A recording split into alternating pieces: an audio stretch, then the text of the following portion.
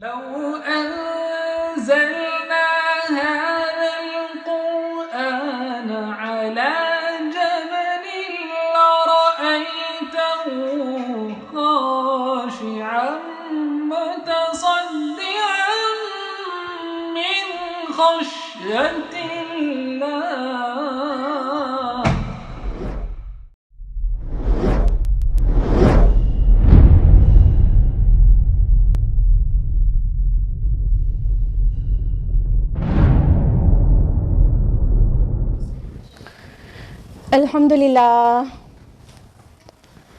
الحمدللہ وحدہ والصلاة والسلام علی من لا نبی بعدہ. واعوذ باللہ من الشیطان الرجیم. بسم اللہ الرحمن الرحیم. یا ایھا الناس قد جاءتکم موعظۃ من ربکم وشفاء لما فی الصدور وہدی ورحمۃ للمؤمنین. بسم اللہ الرحمن الرحیم. رب اشرح لی صدری ویسر لی امری واحلل عقدۃ من لسانی یفقہوا قولی. میرے عزیزی سامعات، درس قرآن مجید میں آپ کا تہہ دل سے خیر مقدم ہے. السلام علیکم ورحمۃ اللہ وبرکاتہ. کیسے آپ سبھی لوگ؟ الحمدللہ بخیر وعافیت. الحمدللہ. اللہ تعالیٰ آپ کو اچھا رکھے، صراط مستقیم پر رکھے، دنیا اور آخرت میں کامیابی اور خوشیاں نصیب کرے، اور اللہ تعالیٰ آپ کے ایمان اور اعمال صالحات میں دن دگنی رات چوگنی ترقی کرے. آمین. آپ میری خیریت نہیں پوچھتے؟ چلیے مت پوچھیے، کوئی بات نہیں. الحمدللہ ہم اچھے ہیں. درس قرآن مجید میں کون سی سورہ چل رہی ہے؟ سورہ مریم. سورہ مریم کا آرڈینل نمبر کیا ہے؟ 19. سب کو پتہ ہے ماشاءاللہ. تو ہم لوگ سورہ مریم کی کس آیت تک لاسٹ ویک درس قرآن کر چکے ہیں، سن چکے ہیں؟ 82 تک. بالکل صحیح. تو اس سے پہلے کہ آیت نمبر 83 آنورڈز آپ کے سامنے تفصیل سے بیان کیا جائے، ہم لوگ لاسٹ ویک کا ریویژن لیں گے اور بس ٹرانسلیشن سے کام چلائیں گے، کیونکہ کوشش رہے گی کہ آج سورہ مریم مکمل ہو جائے. تو لاسٹ ویک ہم لوگوں نے آیت نمبر 73 سے 82 تک کیا تھا. اس کا ٹرانسلیشن ہے اعوذ باللہ من الشیطان الرجیم بسم اللہ الرحمن الرحیم. آیت نمبر 73 میں اللہ تعالیٰ نے فرمایا، اور جب انہیں پڑھ کر سنائی جاتی ہیں ہماری روشن آیات تو یہ کافر اہل ایمان سے کہتے ہیں کہ دیکھو دونوں گروہوں میں سے کس کا مقام بہتر ہے اور کس کی مجلس اچھی. یاد آ گیا؟ آیت نمبر 74 میں فرمایا، اور ہم کتنی ہی قوموں کو ان سے پہلے ہلاک کر چکے ہیں جو ان سے کہیں بڑھ کر تھیں ساز و سامان اور شان و شوکت میں. آیت نمبر 75 کا ٹرانسلیشن ہے، اے نبی صلی اللہ علیہ وسلم آپ ان کو بتا دیجئے کہ جو کوئی گمراہی میں پڑ جاتا ہے تو رحمان اسے بہت زیادہ ڈھیل دے دیتا ہے، یہاں تک کہ جب وہ دیکھ لیں گے جس کی انہیں وعید دی جا رہی ہے، خواہ عذاب ہو یا قیامت، تب انہیں معلوم ہو جائے گا کہ کون ہے مقام و مرتبے میں بدتر اور کون ہے لاؤ لشکر کے اعتبار سے کمزور تر. لاسٹ ویک تفصیل سے بتایا تھا عذاب سے مراد دنیاوی عذاب ہے کہ اخروی عذاب؟ دنیاوی عذاب، کیونکہ قیامہ کے لیے ساعہ ورڈ الگ سے آیا ہے، تو اخروی عذاب جو ہوگا اس کے لیے ساعہ الگ سے موجود ہے. تو ڈیفینیٹلی یہاں پر جو عذاب ورڈ آیا ہے وہ دنیاوی عذاب کے لیے، یعنی جو پنشمنٹ ہے دنیا کی کہ کوئی کلیمٹی آ گئی ان پر. آیت نمبر 76 ہے، اور اللہ بڑھاتا ہے ان لوگوں کو ہدایت میں جنہوں نے ہدایت اختیار کی، اور باقی رہنے والی نیکیاں بہتر ہیں آپ کے رب کے نزدیک بدلے کے اعتبار سے بھی اور بہتر ہیں انجام کے اعتبار سے بھی. تو باقیات الصالحات کے پیچھے دیوانگی کریں کیونکہ وہی باقی رہنے والی ہیں. آیت نمبر 77 میں ہے، کیا آپ نے اس شخص کو دیکھا جس نے ہماری آیات کا کفر کیا اور کہا کہ مجھے آخرت میں بھی مال اور اولاد سے لازماً نوازا جائے گا. آیت نمبر 78 میں ہے، کیا وہ غیب پر مطلع ہو چکا ہے یا اس نے رحمان سے کوئی عہد لے رکھا ہے. تو یہ اتنی ایبسرڈ بات جو کر رہا ہے کہ دنیا میں بھی مجھے عطا کیا گیا ہے تو آخرت میں بھی لازماً عطا کیا جائے گا. تو اتنی بھونڈی اور بکواس یہ بات ہے، یہ آرگیومنٹ کہ دنیا میں جس کو دیا گیا ہے تو ظاہر آخرت میں بھی دیا جائے گا کیونکہ اللہ اس سے راضی ہے. تو اللہ تعالیٰ ایسی بھونڈی بات کے جواب میں سوال کریں، کیا وہ غیب پر مطلع کیا جا چکا ہے؟ یعنی اللہ نے اس کو سامنے کوئی غیب کھول دیا یا کوئی پرومس کیا اللہ تعالیٰ نے اس سے؟ آیت نمبر 79 میں ہے، ہرگز نہیں، ہم لیڈ رکھیں گے جو کچھ وہ کہہ رہا ہے اور اس کے لیے عذاب کو ہم بڑھاتے چلے جائیں گے، اور ہم وارث ہوں گے اس سب کچھ کے جس کا وہ ذکر کر رہا ہے، اور وہ آئے گا ہمارے پاس اکیلا ہی.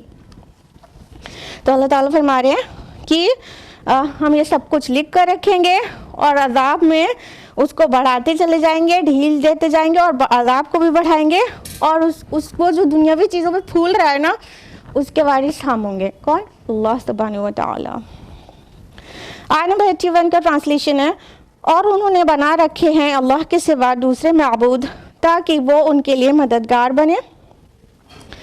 فرمایا ہرگز نہیں، وہ تو ان لوگوں کی عبادت کا انکار کر دیں گے اور وہاں ان لوگوں کے مخالف ہو جائیں گے.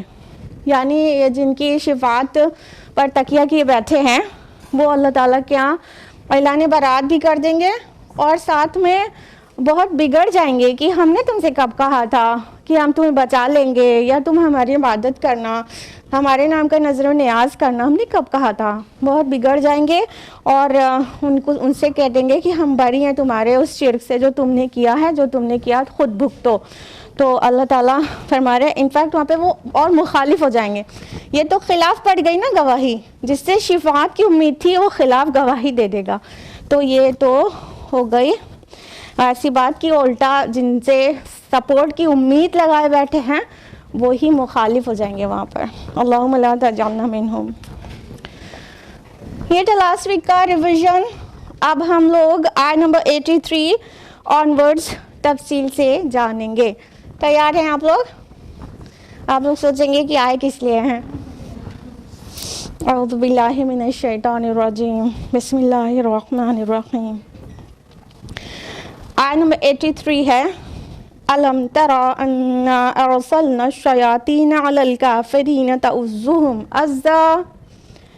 کیا آپ نے دیکھا نہیں کہ ہم کافروں پر شیاطین بھیجتے رہتے ہیں اور وہ انہیں خوب خوب اکساتے ہیں. اللہ سبحانہ و تعالیٰ یہاں پر فرما رہے ہیں کہ ہم کافروں پر شیاطین بھیجتے رہتے ہیں جو انہیں اکساتے ہیں، بھڑکاتے ہیں اور ان کو وہم میں مبتلا کر کے ان کو غلط آرزویں دلاتے رہتے ہیں. یہاں پر غور کریے گا کہ ارسلنا الشیاطین الفاظ آ رہے ہیں. یہاں جو ارسلہ ورڈ آیا ہے یہ بھیجنے کے لیے نہیں ہے کیونکہ آگے علل کافرین آیا ہے، کافروں کے اوپر. تو جب رسلہ اعلیٰ کے ساتھ آتا ہے تو اس کا مطلب ہوتا ہے کسی چیز کے اوپر چھوڑ دینا. جیسے ارسل الکلب علی الصید کہیں گے تو اس کا مطلب ہوگا کہ کتے کو شکار کے اوپر چھوڑ دینا. تو اس انداز میں آیا ہے کہ کافروں پر اللہ تعالیٰ شیطان کو مسلط کر دیتا ہے، چھوڑ دیتا ہے، بھیج دیتا نہیں. جیسے شکار کے اوپر کتے چھوڑ دیے جاتے ہیں، وہ بالکل لپکتے ہیں اور اس کو فوراً کیچ کرنے کی کوشش کرتے ہیں. اسی طرح جو اللہ کے نافرمان ہوتے ہیں، جو اللہ تعالیٰ کی بات نہیں سنتے ہیں، اللہ تعالیٰ ان پر شیطان چھوڑ دیتے ہیں. یہ دونوں طرح سے ہوتا ہے، دونوں طرح کی چیزیں ہوتی ہیں کہ جو اللہ کی بات نہیں مانتا تو اس پر شیطان چھوڑ دیے جاتے ہیں، مسلط کر دیے جاتے ہیں، جو انہیں ورغلاتے رہتے ہیں اور دھیرے دھیرے اندر سے اکساتے رہتے ہیں، ڈیویٹ کرتے رہتے ہیں راہ راستے سے. اور دوسری طرف مومنین صادقین ہوتے ہیں تو وہ لوگ جو اللہ کی بات مانتے ہیں، اللہ ان سے راضی رہتا ہے تو ان پر اللہ تعالیٰ ملائکہ کا نزول کرتا ہے اور وہ ملائکہ ان کو پروٹیکٹ کرتے ہیں اور ان کی پیٹھ تھپ تھپاتے ہیں. جب کہ ہمیں محسوس نہیں ہوتا ٹھیک ہے، غیر محسوس طریقے سے ان کو حوصلہ دلاتے رہتے ہیں اور ان کو تھامے رہتے ہیں.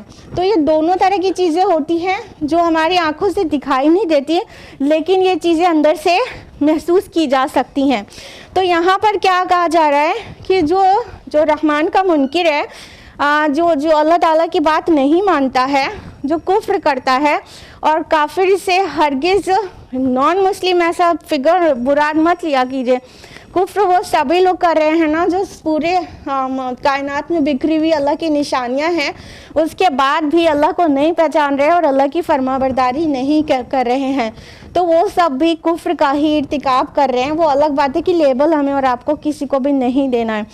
تو اللہ تعالیٰ فرما رہے ہیں کہ ہم اس کے اوپر شیطان کو چھوڑ دیتے ہیں اور بھڑکاتا رہتا ہے. یہاں پہ بھڑکانے کے لیے عزا لفظ آیا ہے. عزا یا عزو کا معنی ہوتا ہے بھڑکانا، اکسانا، اور جو صحیح معنی ہوتا ہے وہ ہوتا ہے کہ ٹو بوائل سلولی، کسی چیز کو دھیرے دھیرے کھولایا جائے، تو وہ معنی ہے عزا یا عزو کی. تو شیطان جب کسی کا محاصرہ کر لیتا ہے، گھیر لیتا ہے اس کے اراؤنڈ پورے ٹائم لگا رہتا ہے، تو دھیرے دھیرے اندر سے اکساتا رہتا ہے، بھڑکاتا رہتا ہے، بری خواہشات دلاتا رہتا ہے، برائی کی طرف کھینچتا رہتا ہے. تو ایسا کن لوگوں کے ساتھ ہوتا ہے؟ ایک تو جو رب کے نافرمان ہوتے ہیں. یہاں پہ کافر ورڈ آیا اور آپ کو ضرور پتہ ہوگا سورہ زخرف سورہ نمبر 43 آیت نمبر 36 میں اللہ تعالیٰ فرماتے ہیں کہ جو رحمان کی یاد سے آنکھیں موند لیتا ہے، غافل ہو جاتا ہے، ہم اس پر شیطان مسلط کر دیتے ہیں اور وہ اس کا ساتھی بن جاتا ہے. اگلی آیت نمبر 37 میں یہاں تک کہا گیا کہ وہ اسے راہ راست سے بھٹکاتے رہتے ہیں اور وہ سمجھتے ہیں کہ ہم بہت راہ راست پر ہیں. تو اگر اللہ تعالیٰ کے ذکر سے کوئی غافل ہوگا تو ایک شیطان تو سب کے ساتھ ہے ہی، منیمم سب کے ساتھ، مومنین کے ساتھ بھی، انبیاء کے ساتھ بھی، ٹھیک ہے، ایک شیطان تو سب کے ساتھ ہے. لیکن جو اللہ تعالیٰ کی یاد سے بہت غافل ہو جاتا ہے تو اس پر تو شیطانوں کی پوری ٹولی جو ہے اس پر اپوائنٹ کر دی جاتی ہے تاکہ اس کو بھڑکائیں. اور شیطان خود بہت انٹرسٹڈ رہتا ہے ایسے کو بھڑکانے کے لیے کہ یہ تو بہت آسان شکار ہے، جب رب کا ذکر ہی نہیں کر رہا ہے تو بہت آسانی سے ہمارے شکار میں پھنس جائے گا. تو اس طرح سے اللہ تعالیٰ کے ذکر سے غافل ہونا، شیطان کو انوائٹ کرنا ہے کہ وہ پورے ٹائم ساتھ رہے اور راہ راستے بھٹکائے اور مزہ دلانے، بری بات میں، برے کام میں مزہ دلائے اور راہ راستے وہ صراط مستقیم سے اس کو ڈیویٹ کر دے. ایک بات اور نوٹس کیے بغیر مت رہیے گا کہ شیطان کے متعلق اتنی ہی بات آتی ہے، عزا یا عزو، بھڑکاتا ہے یا تو وسپرنگ کرتا ہے. شیطان کوئی عمل کروا نہیں لیتا ہے، ٹھیک ہے، جو ڈوئر ہے وہ اپنے سے کرتا ہے. وہ شیطان کا جو بس ہے، جو زور ہے ہم پر، وہ صرف اتنا ہے کہ وہ برائی کی طرف بلائے، لیکن اس کی برائی کی طرف دی جانے والی دعوت پہ لبیک کہنے کا کام انسان خود کرتا ہے. تو شیطان عمل نہیں کروا لیتا. قرآن مجید پورا مطالعہ کر کے دیکھ لیجئے اس پوائنٹ آف ویو سے، شیطان کے متعلق یہ نہیں ملے گا کہ وہ برے عمل کرا ڈالتا ہے. وہ نہیں کراتا، وہ اتنا معصوم تو نہیں ہے، لیکن اس کی جو لمٹ ہے وہ صرف وسپرنگ تک ہے. وہ یہ وسپرنگ کر سکتا ہے، آرزویں دلا سکتا ہے، برائی پہ پیٹ تھپا سکتا ہے، لیکن کروا لے ایسا نہیں ہے، اس کے پاس اتنی طاقت نہیں ہے. تو شیطان کو ہمیشہ مجرم کہہ کے خود بری نہیں ہو جائے. وہ شیطان نے کرا دیا، نہیں، اس نے کرایا نہیں، اس نے رانگ کی طرف صرف کال دی تھی. لبیک آپ نے خود کہی ہوتی ہے جب آپ سے کوئی گناہ کمٹ ہوا ہوتا ہے. آیت نمبر 84 ہے فَلَا تَعْجَلْ عَلَيْهِمْ، تو آپ ان کے خلاف فیصلے کے لیے جلدی نہ کیجیے. إِنَّمَا نَعُدُّ لَهُمْ عَدًّا، ہم ان کی پوری گنتی کر رہے ہیں. اللہ رب العالمین فرما رہے ہیں اپنے پیارے نبی محمد رسول اللہ صلی اللہ علیہ وسلم سے کہ آپ ان کے متعلق جلدی مت کیجیے. یعنی کہیں نہ کہیں رسول اللہ صلی اللہ علیہ وسلم اٹ مے بی پاسبل کہ چاہ رہے تھے کہ ان کے لیے کوئی فیصلہ آ جائے، اور اس کے پیچھے آپ کی نیت ہرگز ان کی تباہی چاہنے میں خوش ہونا ایسا نہیں تھی، بلکہ ممکن ہے ان کے جو لیڈرز تھے، جو برائی کے امام تھے، ان کا جو انفلوئنس تھا سوسائٹی میں، تو دوسرے لوگوں کو راہ راستے بھٹکانے کی وجہ بن رہا تھا۔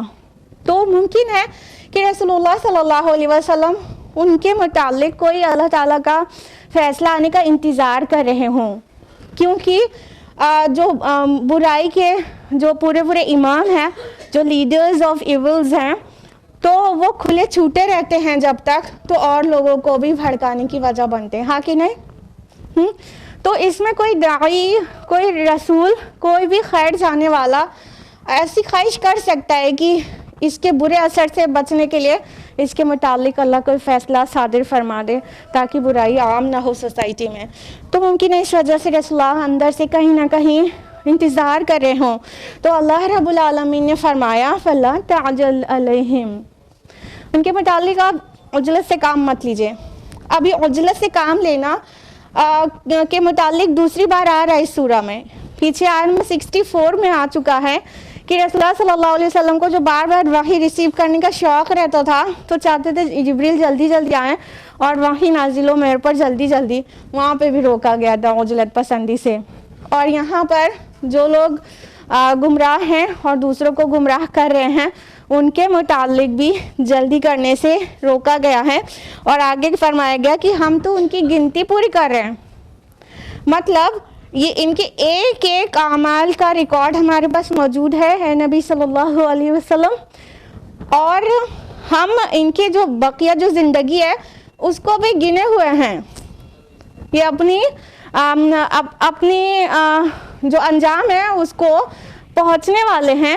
آپ جلدی نہ کیجیے، کیونکہ ظاہر بات ہے اللہ تعالیٰ کے ہر کام میں بہت گہری مشیت ہوتی ہے جو کوئی بھی سمجھ نہیں سکتا پوری طرح سے۔ تھوڑی سی ہم لوگ کو سمجھ میں آ جاتی ہے کبھی اور بہت تھوڑی سی، لیکن اللہ کی مشیت اور حکمت کے متعلق ہم سوچیں کہ ہم اس کا احاطہ کر سکتے ہیں تو یہ بالکل امپاسبل بات ہے۔ جب رسول کو بھی کہہ دیا گیا تو اور کون ہے جو جان پائے۔ تو ہم پر جو مصیبتیں بھی آتی ہیں یا جو ٹرائلز آتے ہیں، آزمائشیں آتی ہیں، وہ سب میں اللہ سبحانہ تعالیٰ کی بہت گہری مشیت ہوتی ہے۔ تو چاہے ہم ہوں، چاہے کوئی سوسائٹی کا اور برے لوگ، کسی بھی معاملے میں عجلت سے کام نہیں لینا چاہیے، بلکہ اللہ تعالیٰ کی مشیت کار فرما ہے اس کے پیچھے، اس کام کو ڈیلے کرنے میں اس بات پر پورا اطمینان اور یقین رکھنا چاہیے۔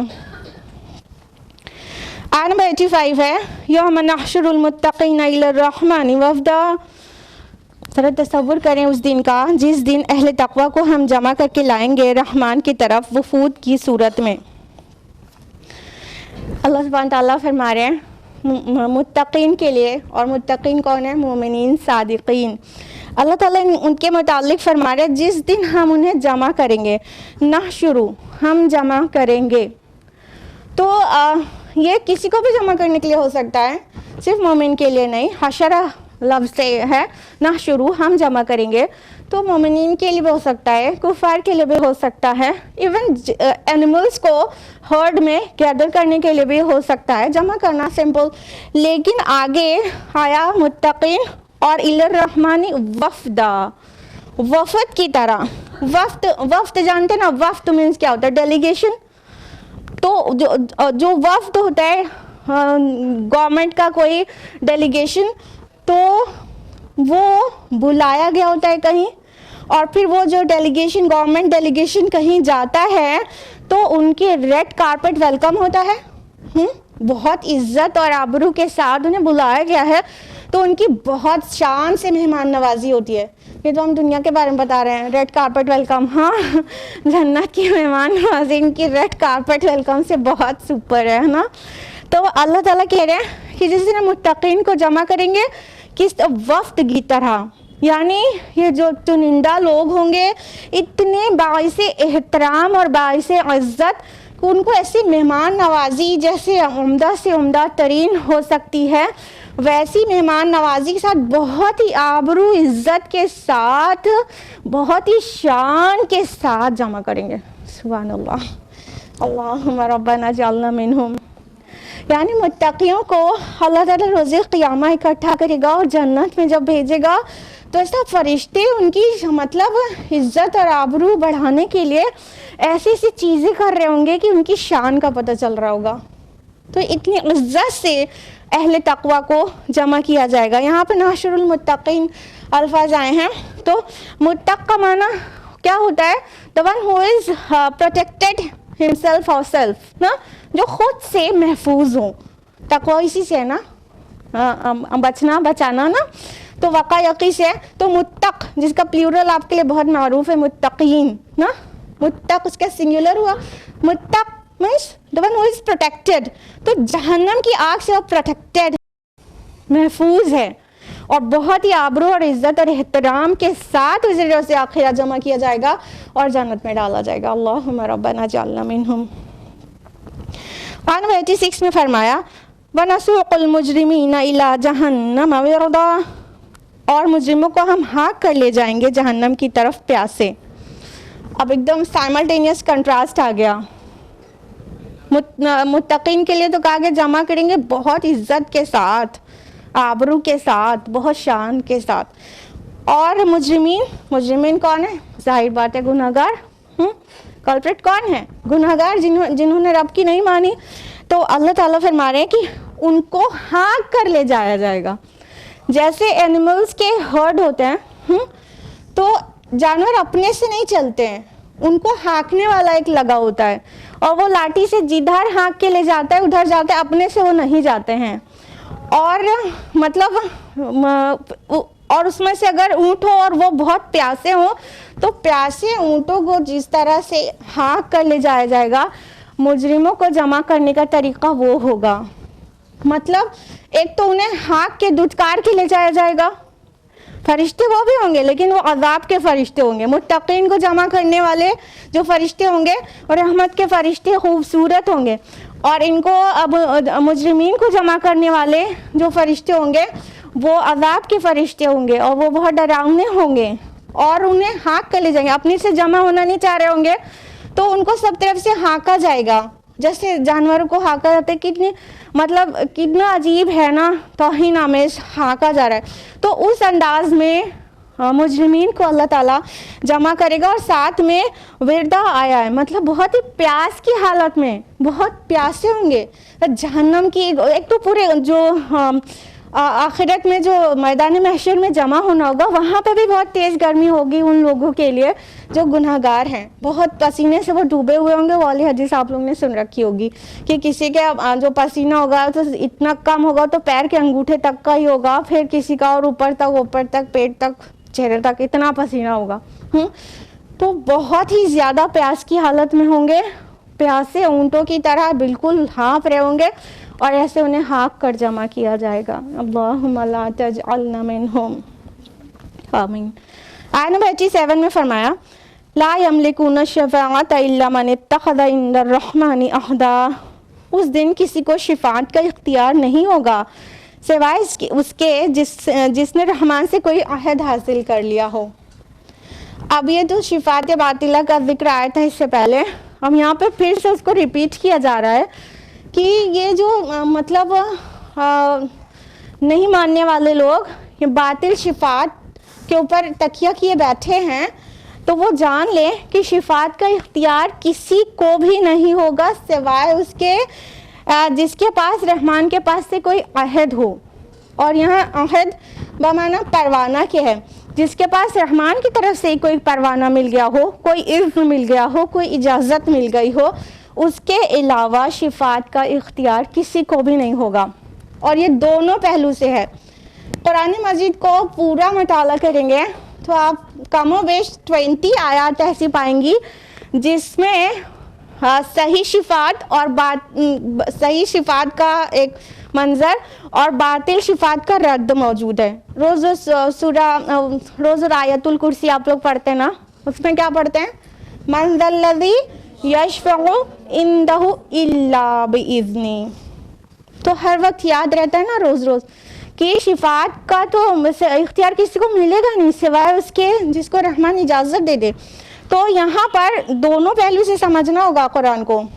جن کو شفاعت کرنے کا حق حاصل ہوگا وہ کون لوگ ہوں گے؟ انبیاء اور شہداء ہوں گے. ان کو بھی اللہ تعالیٰ چوز کرے گا کہ کون شفاعت کرے، وہ چوائس بھی اللہ کی ہوگی. دوسرا، جس کے لیے شفاعت کیا جا رہا ہوگا اس کا بھی اذن، اجازت اللہ کی طرف سے سینکشن ہوگی، تب ہی اس کے لیے وہ شفاعت کر سکے گا جو نبی ہے یا شہید ہے یا اللہ کے نظر میں بہت عالی مرتبہ ہے. کس کے لیے شفاعت کرنا ہے وہ چوائس بھی، وہ اذن بھی، وہ پرمیشن بھی، وہ سینکشن بھی اللہ کی طرف سے ہوگا. شفاعت ان کے لیے ہرگز نہیں ہوگی جو لوگ ساری زندگی مادہ پرستی کرتے رہے اور الحاد، ایتھیزم کا نظریہ اپنائے رہے اور رب کی کھلی کھلی نافرمانیاں کرتے رہے اور سوچتے رہے کہ ہم تو فلاں بینر تلے ہیں تو ہماری شفاعت ہو جائے گی. جس نے اپنے نفس کو اپنی قابو میں نہیں رکھا تھا شفاعت اس کے لیے نہیں ہوگی. کچھ ایسے لوگ ہوں گے جنہوں نے اپنے نفس کا تزکیہ کیا ہوگا، رب و رسول کی مانتے ہوں گے، لیکن کچھ لغزشیں، کچھ کمزوریاں، کچھ گناہ ان سے بھی سرزد ہوئے تو انہیں ضرورت پڑ جائے گی شفاعت کی. تو شفاعت کن کے لیے ہوگی؟ جو آن دا ہول فرما بردار تھا اپنے رب کا، کبائر کا ارتکاب نہیں کرتا تھا اور اس کا ذہن باغی نہیں تھا رب سے، لیکن کچھ تو کمیاں اور کمزوریاں اس سے سرزد ہوئی تھیں، تو اس کے لیے شفاعت کی اجازت ملے گی. کلیئر ہے؟ دونوں پہلو سے قرآن بولتا ہے. تو شفاعت کا صحیح عقیدہ یہ ہے، اور یہ کہ فرشتوں کو اللہ کی بیٹیاں مان لینا اور وہ شفاعت کریں گے، بزرگان دین کے قبروں پر چڑھاوے چڑھانا اس امید سے کہ وہ شفاعت کر دیں گے، اور پھر اپنی زندگی کو پوری طرح سے بے لگام طریقے سے گزاریں اور سوچیں کہ شفاعت ہو جائے گی. تو یہ ہے شفاعت کا باطل فنڈا. آگے فرمایا وَقَالُوا اتَّخَذَ الرَّحْمَنُ وَلَدًا، وہ کہتے ہیں کہ رحمان نے اولاد اختیار کی ہے. لَقَدْ جِئْتُمْ شَيْئًا إِدًّا، دیکھو تم ایک بہت بھاری بات لائے ہو، بہت ہی سنگین بات، بہت ہی بڑی بات. اب دیکھیے رحمان کے بیٹا کون مطلب عقیدت رکھتا ہے؟ جیوز بھی، کرسچنز بھی، اور وہ جو مشرکین عرب تھے وہ بھی. جیوز نے بھی کہا عزیر اللہ کا بیٹا ہے، کرسچنز نے کہا اور کہتے ہیں کہ مسیح علیہ السلام اللہ کے بیٹے ہیں، اور وہاں پر جو مشرکین تھے مکہ میں ان کا بھی یہ فنڈا تھا کہ یہ جو فرشتے اللہ کی بیٹیاں ہیں اور یہ شفاعت کریں گی. تو یہاں ولد جو لفظ آیا ہے وہ صرف ولدن بوائے لڑکا کے معنی میں نہیں ہے، ولد اولاد کے معنی میں بھی آتا ہے، لڑکا ہو یا لڑکی. تو ان تینوں ہی طرح کے عقیدہ رکھنے والوں کا رد آ گیا کہ یہ کہتے ہیں رحمان نے بیٹا جنا ہے. ہاں، انہوں نے تو بہت ہی بھاری بات کہہ دی ہے. ادا لفظ آیا ہے، اد کا معنی کیا ہوتا ہے؟ تو بہت ہی سنگین بات ہو، ایکسٹریملی آفینسو ہو، انفیکٹ کہہ سکتے ہیں کہ شاکنگلی ڈسگسٹنگ ہو، انتہا درجے کی بری اور خوفناک اور گھناؤنی بات جو ہو. وہ عدید کا معنی جو ہے ہوتا ہے کوئی خوفناک آواز، جیسے کوئی ایکسپلوژن ہو جائے وہ. تو اتنی خوفناک اور گھناؤنی اور اتنی آفینسو بات ہے یہ. اللہ تعالیٰ کے لیے بیٹے ہونے کا تصور کرنا کہ اس نے اولاد جنی، یہ اتنی بڑی، اتنی بھاری، اتنی آفینسو بات ہے. ادعا آیا ہے، اد کا معنی ہم نے آپ کو تفصیل سے بتایا. فرمایا اسی کے متعلق آگے آیت نمبر 90 میں تکاد السماوات یتفطرن منہ، قریب ہے کہ آسمان پھٹ پڑے، وتنشق الارض، اور زمین شق ہو جائے، وتخر الجبال ہدا، اور پہاڑ دھماکے کے ساتھ گر پڑے، ریزہ ریزہ ہو جائیں. جب یہ کہا گیا تکاد تو مطلب یہ ایسے ہونے کو ہے، تو مطلب قریب ہے کہ آسمان پھٹ پڑے، زمین کھل پڑے اور پہاڑ ایک بلاسٹ کے ساتھ، ایک بینگ کے ساتھ ریزہ ریزہ ہو جائے. کہا قریب ہے. اگر کوئی یہ سوچ رہا ہے کہ آج تک ایسا ہوا تو نہیں، تو مت بھولیے کہ اللہ نے انہیں تھاما ہوا ہے. اللہ نے انہیں تھاما ہوا ہے اور ان کے تھامنے سے سب تھاما ہوا ہے. اللہ کے تھامنے سے سب تھاما ہوا ہے، ایسے ہی نہیں تھاما ہوا ہے. اگر ان کو چھوڑ دیا جائے احساس کے ساتھ، ان کے اندر احساس چھوڑ دیا جائے، تو ایکچولی اتنا بڑا بینگ ہو جائے، اتنا بڑا دھماکہ ہو جائے اور سب کچھ گرنے لگے اور سب کچھ ڈھیر ہو جائے اور سب کچھ پوری یونیورس تباہ ہو جائے، صرف اس ایک بات کے احساس پر کہ رحمان کے ساتھ کسی ذات کو ایسوسیٹ کیا جا رہا ہے، اس کے ہم پلہ بنایا جا رہا ہے. جب کہتے ہیں کسی کا بیٹا تو اس کے کفو میں آ گیا نا، اس کے برابر ہم پلہ ہو گیا نا. وَلَمْ يَكُنْ لَهُ كُفُوًا أَحَدٌ، اس کے کفو میں، اس کے برابر میں کوئی نہیں ہے، اس کے ہم پلہ کوئی بھی نہیں ہے. تو یہ جب کہا جاتا ہے تو یہ اتنی بڑی بات ہے، اتنی گھنونی بات ہے، اتنی ڈسگسٹنگ آفینسو بات ہے، اللہ تعالیٰ کی شان کے اتنی بڑی خلاف بات کہہ دی گئی ہے کہ پوری یونیورس میں جو کچھ بھی ہے، زمین، آسمان، پہاڑ، یہ سب ایک بلاسٹ کے ذریعے گر جائے، ڈھہ جائے اور سب کچھ کولیپس ہو جائے. یہاں دیکھیں پہاڑ کے لیے دو الفاظ آئے ہیں، وَتَخِرُّ الْجِبَالُ هَدًّا، یہاں پہ خرہ بھی آیا ہے اور حد بھی آیا ہے.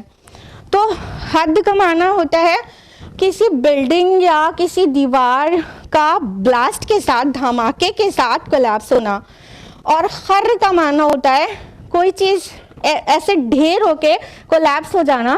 تو دونوں الفاظ بہت زیادہ معنی کے اعتبار سے سملر ہیں، دونوں الفاظ لا کے رکھ دیے گئے ہیں. یہ جو پہاڑ اتنا مضبوط دکھتا ہے نا، یہ ڈھہ جائے، یہ کولیپس ہو جائے اور ساتھ میں دھماکہ بھی ہو جائے، کیونکہ حد معنی ہوتا ہے دھماکے کے ساتھ کوئی چیز ٹوٹ پھوٹ کر ریزہ ریزہ ہو کے بالکل پھٹ جانا، چورا چورا ہو جانا.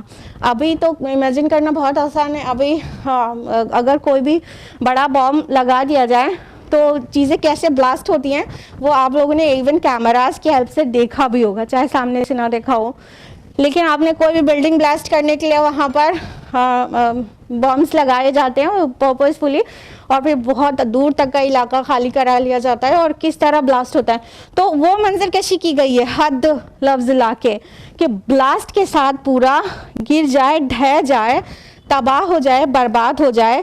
ان دعوا للرحمن ولدا، کہ انہوں نے رحمان کے لیے اولاد قرار دی. اللہ تعالیٰ کے ہم پلہ بنا دینا یہ کیا ہے؟ شرک فی ذات ہے، جو بہت ہی برہنہ شرک ہے، بہت ہی بذات شرک ہے، سب سے گھنونا شرک ہے. شرک کی تمام اقسام میں سب سے زیادہ گھنونا شرک ہے اللہ کی ذات کے ساتھ کسی کو ایسوسیٹ کرنا. اب دیکھیے، غور کریے کہ انسان اگر اس کے خود یا اس کے والدین کے متعلق کوئی ایسی بات کہہ دیا جائے تو وہ کیسے برداشت کرے گا؟ کہ اگر اس کو کسی اور کا بیٹا کہہ دیا جائے، کسی ایک پرسن کو کسی اور باپ کی اولاد کہہ دیا جائے تو اس کو گالی ہی تو کہا جاتا ہے نا، کچھ اور کہا جاتا ہے. یعنی اس کو گالی دے دی یا اس کے والد کو گالی دے دی، تو بتائیے کوئی اپنی جگہ رکا رہے گا؟ مرنے مارنے پہ اتارو ہو جائے گا، ہاں کہ نہیں؟ اگر اپنے والد کے علاوہ کسی اور کی طرف منسوب کر دیا تو گویا ایک بہت بڑی گالی دے دی. اور اب جب کسی کو گالی دی جائے، اور اگر کسی ایسی شخصیت کو گالی دے دی جائے جو کہ بہت محترم ہو، جیسے ماں کو کسی کے والد کو بہت احترام کرتا، بہت محبت کرتا انسان، پھر اس کو کسی اور کی طرف منسوب کر دیا جائے، گویا گالی دے دی جائے، تو پھر انسان کا ری ایکشن کیا ہوگا؟ ریٹیلیٹ کرے گا کہ نہیں کرے گا؟ اطمینان سے بیٹھا سنتا رہے گا؟ والدین کو گالی دے دی گئی اور وہ سن رہا ہے؟ نہیں نا، ریٹیلیٹ کرے گا اور بہت زیادہ وائلنٹ ہو سکتا ہے سامنے والا. کیوں؟ کیونکہ وہ اپنے والدین سے بہت محبت کرتا ہے اور بہت ان کا احترام کرتا ہے اور ان کو کسی اور کی طرف منسوب کر دیا گیا ہے. اب یہاں پہ دیکھیے، غور کریے گا، جو ادعا لفظ آیا ہے عد، تو وہ ایسے ہی نہیں آ گیا کہ تم بہت بھاری بات لائے ہو، گالی جیسی بات لائے ہو اور اتنی گھنونی بات لائے ہو. بات وہی ہے نا، اللہ تعالی ربوبیت کے لیے اور عبادت کے لیے ایک دم اکیلا ہے، یکتا ہے، اس کے ساتھ کوئی ایسوسیٹ نہیں ہو سکتا. تو اگر یہ کائنات کو کسی اور خدا کی طرف منسوب کر دیا جائے یا کسی کو خدا کے ہم پلہ کہہ دیا جائے تو اللہ سبحانہ و تعالیٰ کی شان کے کتنی بڑی خلاف بات ہوئی ہے، ہوئی کہ نہیں ہوئی؟ یہ کافی حد تک سملر ہے، لیکن اس سے زیادہ گندی بات ہے جو ہم آپ کو بول رہے ہیں پیرنٹس کو گالی دے دیا گیا. اس سے زیادہ گندی اور گھناؤنی بات ہے یہ جو اللہ تعالیٰ کو یا تو مخلوق کے صف میں لا کے کھڑا کر دیا گیا. مسیح علیہ السلام اللہ کی مخلوق تھے کہ نہیں تھے؟ پھر سے آئیں گے، وہ اللہ کی مخلوق ہی رہیں گے نا، خالق تو نہیں بن جائیں گے، خدا تو نہیں بن جائیں گے، خدا کے بیٹے نہ تھے نہ بن جائیں گے. ہاں، لیکن کیا کیا گیا کہ مسیح علیہ السلام کو اللہ تعالیٰ کی پوزیشن میں برابر لا کے کھڑا کر دیا گیا. اب اس کے بعد یہ انسانوں کو دیکھو اور مسلمانوں کو دیکھو، وہ یہ سب دیکھتے سنتے رہتے ہیں، لیکن ان کا نہ احساس جاگتا ہے کہ وہ دعوت کا کام کریں، اقامت دین کا کام کریں، نہ ہی ان کو ریکٹیفائی کرنے جاتے ہیں، نہ ہی ان سے ڈیبیٹس کرتے ہیں، نہ ہی ان پر حقیقت کو واضح کرتے ہیں. کب کہا گیا کہ جا کے وائلنٹ ہو جاؤ، ان کا سر پھوڑ دو، ان کو گھر سے کھینچ کے نکال کے بے عزتی کرو؟ ایٹ لیسٹ انہیں بتاؤ تو کہ نہیں، مسیح علیہ السلام اللہ کے بیٹے نہیں ہیں، وہ اللہ کے رسول ہیں بس.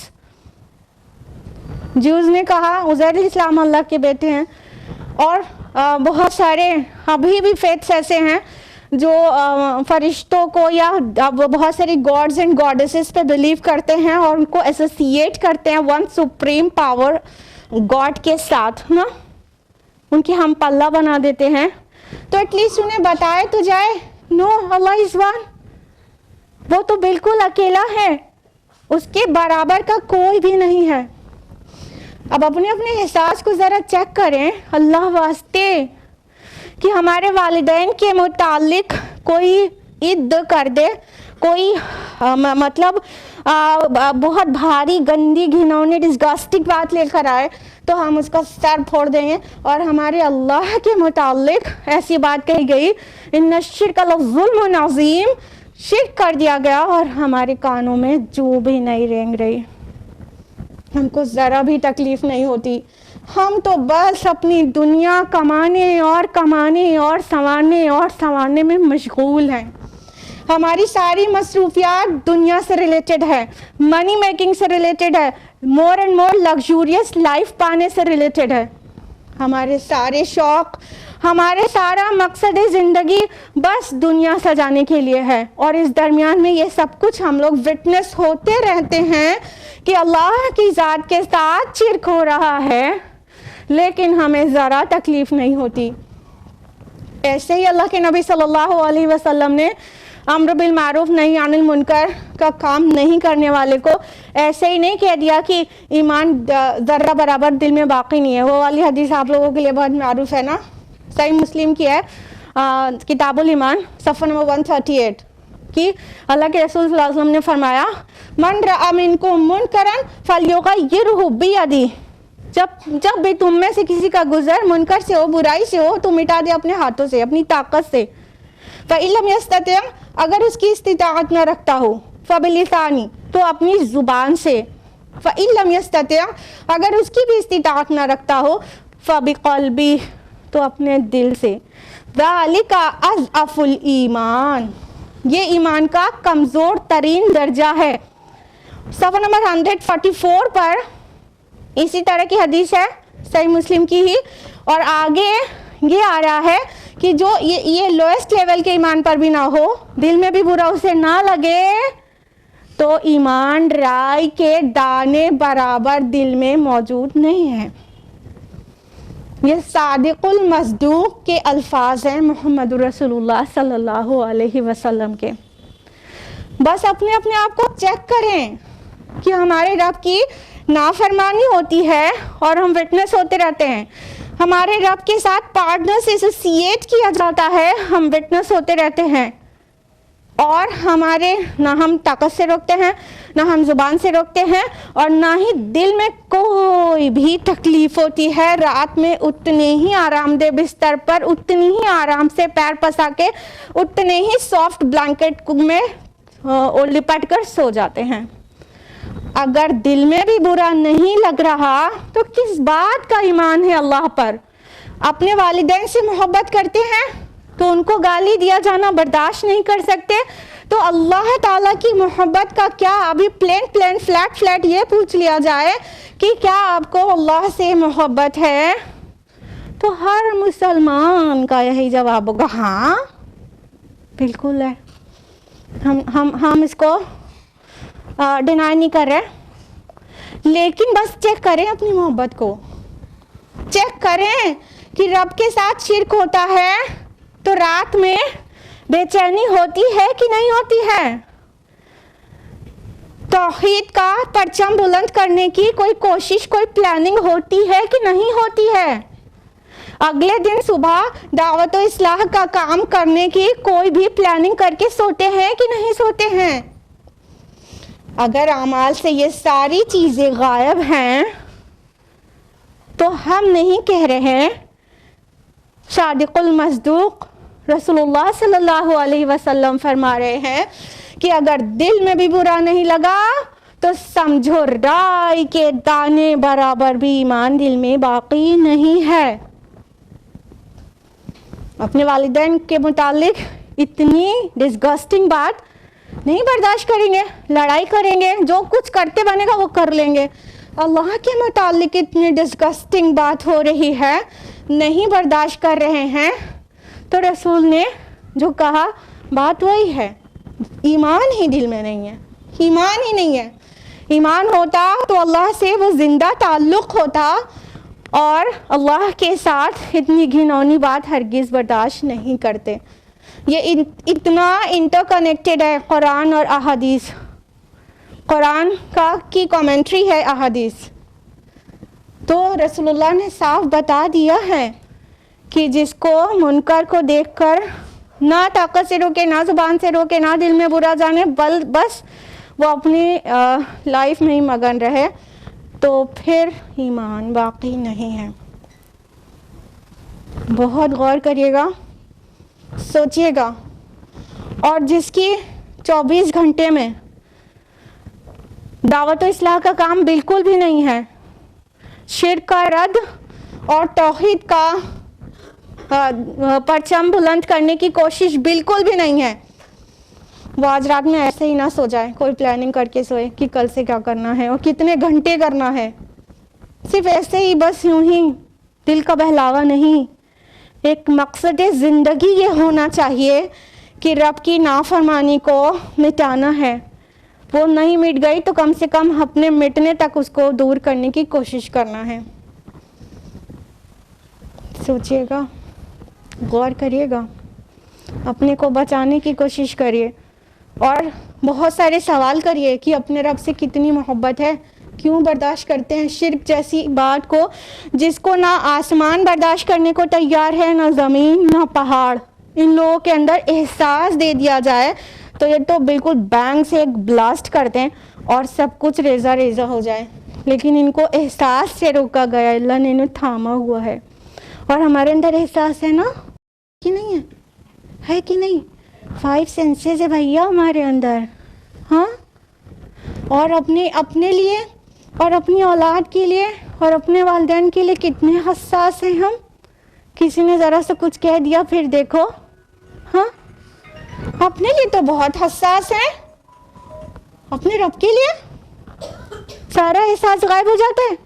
یہ پہاڑ جو چٹان جیسا دکھتا ہے بالکل اس کا پتھر کا, اس کو اپنے احساس میں اللہ تعالیٰ اجازت دے دے, چھوڑ دے تو بلاسٹ ہو جائے, اس شرک کی وجہ سے, یہ شرک فی ذات کی وجہ سے. اور ہم کہتے ہیں کیا سمجھ لیا, جب ہسبینڈ سے لڑائی ہو جائے, پڑوسی سے ہو جائے, کیا سمجھ, اینٹا پتھر سمجھ لیا کیا؟ درد ہوتا ہے, احساس ہوتا ہے. اپنے جذبات اور احساسات کے تو بہت ہمیں قدر ہے. ہاں اپنے لیے محسوس کر لیتے ہیں, اپنے بچوں کے لیے, اپنے والدین کے لیے محسوس کر لیتے ہیں, اپنے رب کے لیے ہمارے اندر کوئی احساس نہیں ہے. ہم یہ چٹان اور یہ زمین اور یہ پہاڑ یہ آسمان سے بھی گئے گزرے ہو گئے احساس میں اپنے رب کے لیے, اپنے رب کے لیے. یہ ہے ہماری حقیقت. غور کریے گا, بار بار کہہ رہے ہیں. فرمایا وما ينبغي للرحمن ان يتخذ ولدا, اور یہ رحمان کے شایان شان ہی نہیں ہے کہ وہ کسی کو اپنی اولاد بنائے. کیوں رحمان کے شایان شان نہیں ہے؟ کیونکہ اولاد کی ضرورت ایک کمزور ہستی کو ہوتی ہے. انسان کمزور ہے تو اس کو اولاد کی ضرورت ہے. کس طرح سے کہ اس کا وہ فانی ہے, مر جائے گا, اس کا نام بھی مٹ جائے گا, تو اولاد رہے گی تو اس کا تسلسل زندہ رہے گا. اپنا نام بنائے رکھنا چاہتا ہے, اپنا نام امٹ چھوڑنا چاہتا ہے کہ اس کے خاندان کا تسلسل بنا رہے, اس کا نام زندہ رہے. اولاد کی ضرورت انسان کو ہے. کیوں؟ کیونکہ وہ سمجھتا ہے ابھی وہ جوان ہے, کل کو بڑھاپا طاری ہو جائے گا تو بڑھاپے میں ایک لاٹھی چاہیے ہوگی اسے, تو وہ اپنے بڑھاپے کی لاٹھی کے لیے اولاد کی خواہش کرتا ہے. انسان کمزور ہے, اولاد کی ضرورت اس کو ہے. کیا معاذ اللہ رحمان کو کبھی بڑھاپا آئے گا؟ معاذ اللہ اللہ رب العالمین کو کا نام کبھی مٹ جائے گا؟ معاذ اللہ ثم معاذ اللہ. تو اس کو کیا ضرورت ہے اولاد کی؟ اس کے شایان شان ہی نہیں ہے کہ اس کی اولاد ہو. انفیکٹ اس کی جتنی بھی تخلیق ہے وہ سب کا خالق وہی ہے, سب کو ہی اس نے پیدا کیا ہے, اسے اولاد رکھنے کی ضرورت ہی نہیں ہے. تو ایسی بھونڈی بات کہنے والے اتنا سا بھی کامن سینس نہیں رکھتے کہ اولاد کی ضرورت کس کو ہے. جب اللہ تعالیٰ ان کمزوریوں سے پاک ہے تو وہ اولاد کیوں کر رکھے گا. آیت نمبر 93 میں فرمایا ان کل من فی السماوات والارض الا آتی الرحمن عبدا, نہیں ہے کوئی آسمان اور زمین میں مگر وہ آئے گا رحمان کے حضور بندے کی حیثیت سے. آ گئی بعد میں حقیقت سامنے کہ زمین اور آسمان میں جو کوئی بھی ہے جس کو اللہ تعالیٰ کے ساتھ ہم پلہ بنا دیا گیا ہے, اس کے برابر میں لا کے کھڑا کر دیا گیا ہے, ایکچولی وہ اس کی تخلیق ہے اور وہ بندے کی حیثیت سے روز آخرت کھڑا ہوگا اس کے سامنے, عبد کی حیثیت سے, جسٹ ایز اے سلیو. تو اللہ اور اس کی مخلوق کے درمیان معبود اور عبد کا ریلیشن ہے, اور یہی بیسٹ ریلیشن ہے. اب اس میں دوسرے ریلیشن بنانا وہ بہت ہی بکواس بات ہے کہ جیسے سمندر اور لہریں, جیسے دریا اور قطرات, یہ سب تو کہیں نہ کہیں شرک کی طرف لے ہی جا رہے ہیں. جو صحیح ریلیشن قرآن واضح کرتا ہے اللہ کے درمیان اور انسان کے درمیان, وہ ہے معبود اور عبد کا ریلیشن. وہ خالق ہے, یہ مخلوق ہے, وہ عبادت کے لائق ہے اور یہ عبادت کرنے کے لائق ہے. تو فرما رہے کہ اللہ تعالیٰ کے سامنے عبد کی حیثیت سے, بندے غلام کی حیثیت سے کھڑا ہوگا. جب سید المرسلین اپنے آپ کو عبدہ و رسولہ کہنا پسند کرواتے, تو اور کون ہے جو عبدیت سے اوپر ہو جائے؟ مسیح علیہ السلام کو اللہ کے ہم پلہ بنا دیا گیا, وہ بھی عبد ہیں, اللہ کے سلیو ہیں. ماسٹر اللہ سبحانہ و تعالی ہے, آقا اور مالک وہ ہے اللہ تعالیٰ, اور وہ عبد ہیں. روز آخرت اللہ تعالیٰ جب پورا عدالت لگائے گا تو مسیح علیہ السلام کو جب بلائے گا ان کی ملت کے سامنے, ان کی قوم کے سامنے, تو سوال کرے گا جس کا ذکر سورہ مائدہ سورہ نمبر 5 آیت نمبر 116 میں ہے کہ یا عیسی ابن مریم, اے مسیح ابن مریم, انت قلت للناس اتخذونی و امی الہین من دون اللہ, کیا تم نے لوگوں سے کہہ دیا تھا مجھے اور میری ماں کو اللہ کے ساتھ معبود بنا لینا؟ اللہ تعالیٰ ان سے پوچھے گا. اللہ تعالیٰ جانتا ہے مسیح علیہ السلام نے کبھی بھی نہیں کہا, لیکن ان کی قوم کے سامنے جب اللہ تعالیٰ حساب لے گا سب کا, تو مسیح علیہ السلام کو ایز اے پروسیکیوشن وٹنس اپنی ان کی ملت کے سامنے، مسیحوں کے سامنے، عیسائیوں کے سامنے کھڑا کر کے، تجھے کیا آپ نے کہہ دیا تھا مجھے اور میری ماں کو اللہ کے علاوہ معبود بنا لینا؟ تو کہیں میں نے تو ایسا کبھی نہیں کہا تھا. کیا کہا تھا؟ کہ ہم نے تو کہا تھا اعبدوا اللہ ربی و ربکم، میں نے تو کہا تھا عبادت کرو اللہ کی جو میرا ربی اور تمہارا ربی. تو سارے رسولوں نے یہی دعوت دی ہے. لیکن یہ کرسچنز جو اپنے کو کرسچنز کہتے ہیں، but actually they are not the actual followers of Christ peace be upon ہم. نا کیسے کرسچن کہتے ہیں؟ مطلب کرائسٹ کے فالوور کیسے کہتے ہیں اپنے کو؟ مسیح علیہ السلام نے تو کبھی کہا نہیں کہ مجھے میری عبادت کرنا، لیکن انہوں نے ایسا سمجھ لیا جو بہت ہی غلط بات ہے اور بہت ہی گھنونی بات ہے. انفیکٹ مسیح علیہ السلام ہو، چاہے عزیر علیہ السلام ہو، چاہے رسول اللہ صلی اللہ علیہ وسلم ہو، اور تمام انسان سب عبد کی حیثیت سے اللہ کے سامنے حاضر ہوں گے. لقد احصاهم وعدهم عدا، اس نے ان سب کا احاطہ کر رکھا ہے اور پوری پوری گنتی کر رکھی ہے. احصاء کا مطلب ہوتا ہے ٹو کنٹرول سم تھنگ، اپنے کنٹرول میں رکھنا، ٹھیک ہے. اور احصاء کا مطلب ہوتا ہے ٹو کاؤنٹ سم تھنگ، گننا، ٹھیک. تو یہاں پہ لقد احصاهم آیا کہ اللہ تعالیٰ نے ان سب کو اپنے کنٹرول میں، اپنے احاطے میں کر رکھا ہے. اور اس کو گنتی کے معنی میں بھی لے سکتے ہیں. وعدہم عدا پھر سے ریپیٹ ہو رہا ہے، ان کی گنتی کر رکھی ہے اللہ تعالیٰ نے. یعنی جو جو کیا ہے اور جو جو کہا ہے اللہ تعالیٰ نے ایک ایک قول اور فعل کو کاؤنٹ کر کے رکھا ہے.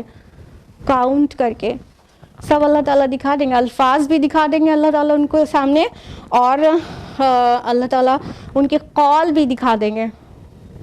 1450 سال پہلے کتنا ٹف تھا اس بات پہ ایمان رکھنا کہ قول کیسے واپس لایا جائے گا، اور ابھی دیکھو کتنا، مطلب آڈیو ویڈیو ریکارڈنگ سے کتنی آسانی سے ریپلے کر کے اسے ہم لوگ سن سکتے ہیں نا.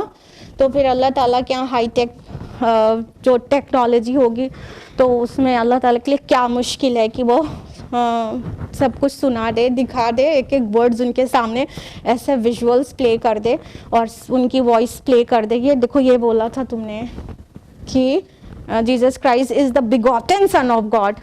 خالی سن آف گاڈ پہ اطمینان نہیں ہوتا، بیگوٹن سن آف گاڈ کہتے ہیں، اللہ کا جنا ہوا بیٹا ہے. معاذ اللہ، استغفر اللہ. اس بات سے اتنا لرز جانا چاہیے کہ ہر مسلمان کو کھڑے ہو جانا چاہیے کہ ہم سے زیادہ تعداد میں ہے وہ، ہم ہر ایک کو بھی دعوت دے گا تب بھی پورا نہیں پڑے گا. ایک کو کئی کو دعوت دے تب جا کے ٹھیک رہے گا، میسج پوری طرح پہنچے گا. کھڑے ہو جانا چاہیے یہ بات کو سن کے. وَكُلُّهُمْ آتِيهِ يَوْمَ الْقِيَامَةِ فَرْدًا، اور قیامت کے دن سب کے سب آنے والے ہیں اس کے پاس اکیلے. آیت نمبر 80 میں بھی آیا تھا نا کہ وَيَأْتِينَ فَرْدًا، اور وہ تنہا آئے گا ہمارے پاس نا. دیکھیے آپ پھر سے آ گیا، آیت نمبر 80 میں بھی آیا، آیت نمبر 95 میں بھی آ گیا کہ قیامت کے دن سب کے سب فردن حاضر ہوں گے. یعنی اپنا ایک اپنا کچا چٹھا لے کے کھڑا ہوگا. یہ کہہ سکتے ہیں کہ اللہ تعالیٰ جو قوموں کا حساب ہے وہ کافی حد تک دنیا میں چکتا کر دیتا ہے. دنیا میں قوموں پر جو بھی زوال آتا ہے وہ ان کی کرتوت کا نتیجہ ہوتا ہے دنیا میں. تو قوموں کا حساب دنیا میں ہی بہت بار ہو جاتا ہے، لیکن فردن حساب انڈیویژولی جو ججمنٹ ہوگا وہ at the day of judgment ہی ہوگا. علامہ اقبال نے اس کو شعر میں اتارا ہے، فطرت افراد سے اغماض بھی کر لیتی ہے، کبھی کرتی نہیں ملت کے گناہوں کو معاف. تو انڈیویژولی حساب تو وہیں پر ہوگا، لیکن جو قوموں کو عذاب آتا ہے وہ دنیا میں آ جاتا ہے، کیونکہ ملت کا چکتا اللہ پاک دنیا میں بھی کرتا رہتا ہے. قومیں رب کی نافرمانی پہ اتارو ہو جاتی ہیں تو زوال کے دن دیکھتی ہیں، جیسے کہ امت محمد صلی اللہ علیہ وسلم بھی زوال پذیر ہے اور دیکھ رہی ہے. اس کے پیچھے ہم دوسروں کو اگر ریزن دیتے رہیں وہ الگ بات ہے کہ وہ ریزنز ہیں، بٹ اللہ نے انہیں ہمارے اوپر مسلط کر دیا ہے نا، تبھی سینکشن تو اللہ نے دیا نا.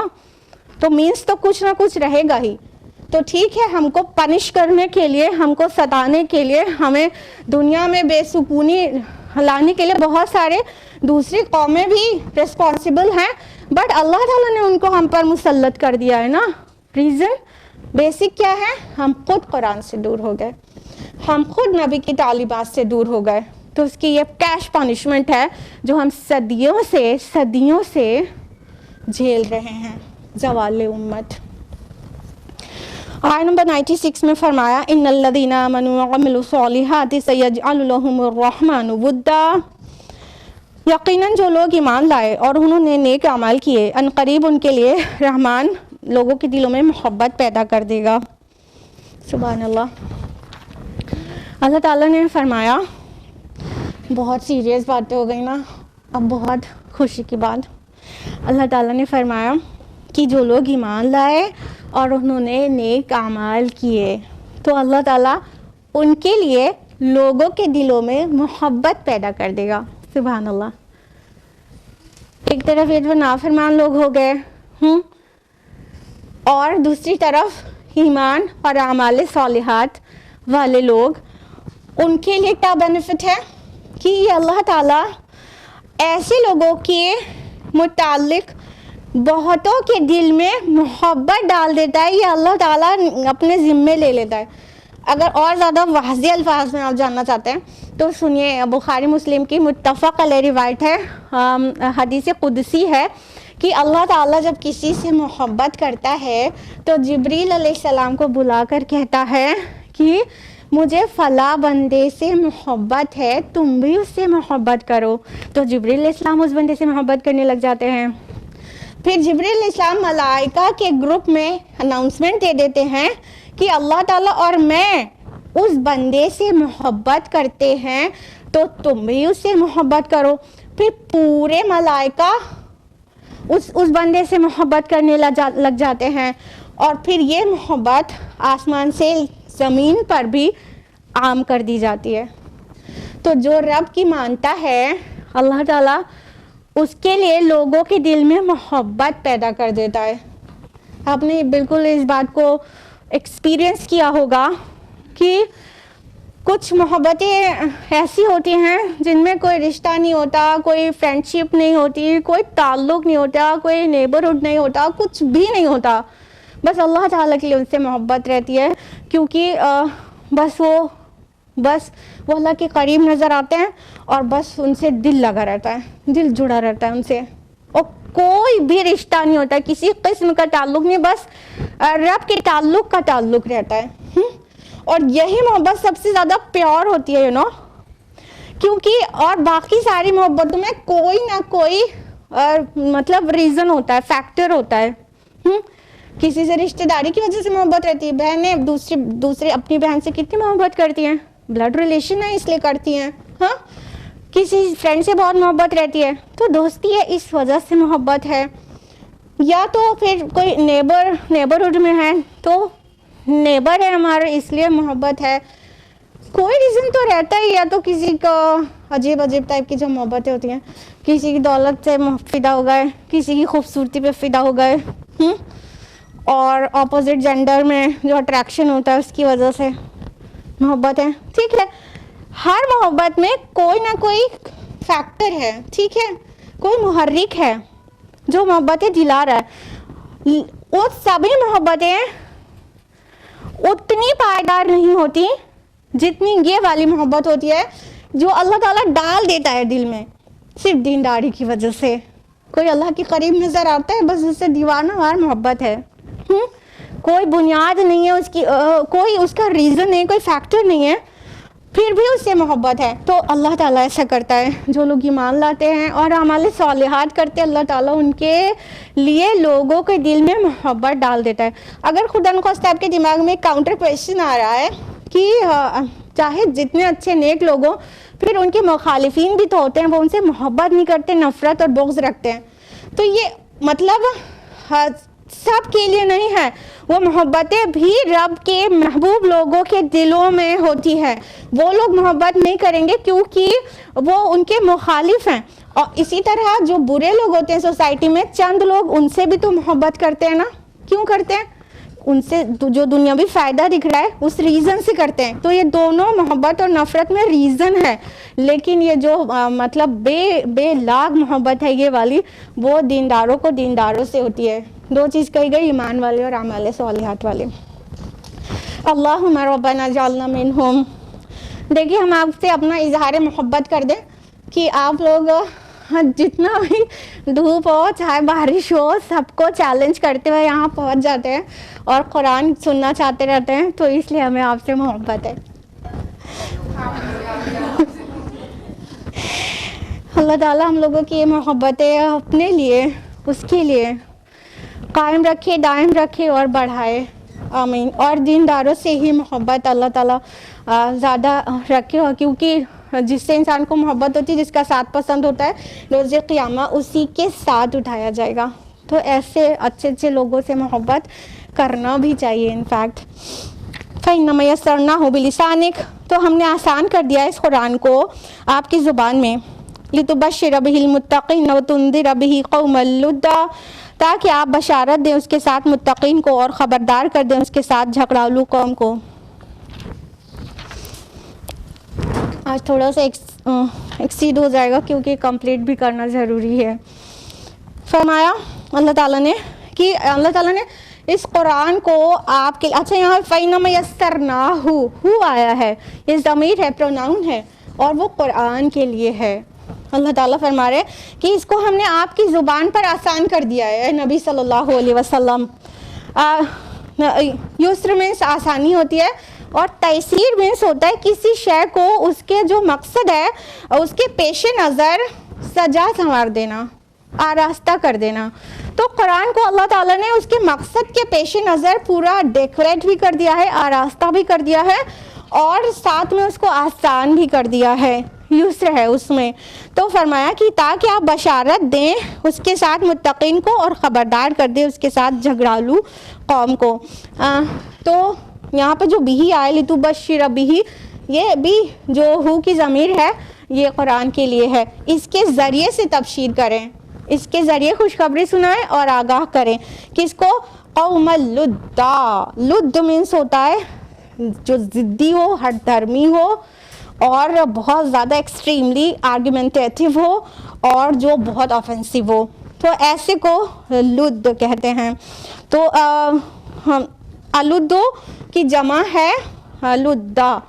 تو اللہ تعالیٰ کہہ رہے ہیں جھگڑالو قوم کو. یہ جھگڑالو قوم کون ہے؟ وہی شرک کرنے والے. جتنے بھی قومیں ہیں شرک کرنے والی وہ سبھی جھگڑالو ہیں. وہ ماننے کو تیار نہیں ہوتے نا کہ ایکچولی کیا ہے، مطلب سچائی جو ہے وہ قبول نہیں کرتے، تو جھگڑا کریں گے تو ان کے ساتھ ڈیبیٹ کرنے کی ضرورت پڑے گی. آیت نمبر 98 اور لاسٹ آیا ہے وَكَمَا أَهْلَكْنَا قَبْلَهُم مِّن قَرْنٍ هَلْ تُحِسُّ مِنْهُم مِّنْ أَحَدٍ أَوْ تَسْمَعُ لَهُمْ رِكْزًا. اور ان سے پہلے ہم نے کتنی ہی قوموں کو ہلاک کر دیا، کیا آپ محسوس کرتے ہیں ان میں سے کسی کو بھی، یا آپ سنتے ہیں ان کی کوئی بھنک بھی.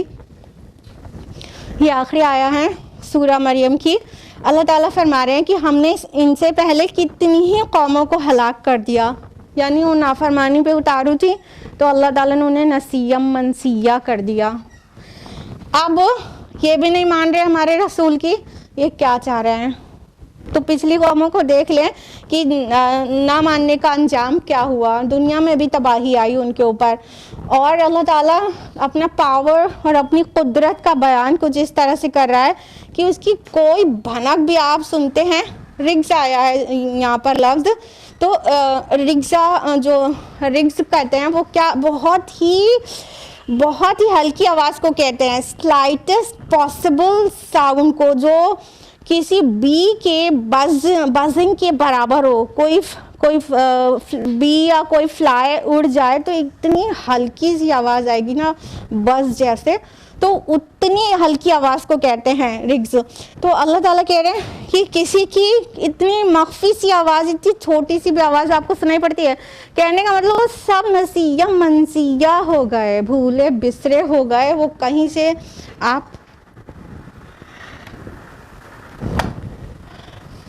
آپ سنتے بھی ہیں ان کی آواز تھوڑی سی ہلکی سی بھی. یعنی اللہ تعالیٰ بالکل قدرت رکھتا ہے اس چیز پر کہ جو رب کی نہ مانے اسے مٹا دے۔ اس کے ساتھ ہی یہ سورہ مکمل ہوئی الحمدللہ، اور آئندہ کے ہفتوں میں ہم لوگ شروع کریں گے نیکسٹ سورہ، وہ ہے سورہ طٰہٰ۔ آج کے لیے اتنا ہی۔ اللہ تعالیٰ ہم سب کو قرآن مجید پڑھنے، سمجھنے، غور و فکر کرنے، عمل کرنے اور دوسروں تک پہنچانے کی توفیق عطا فرمائے، آمین۔ وآخر دعوانا الحمدللہ رب العالمین، والسلام علیکم ورحمۃ اللہ وبرکاتہ۔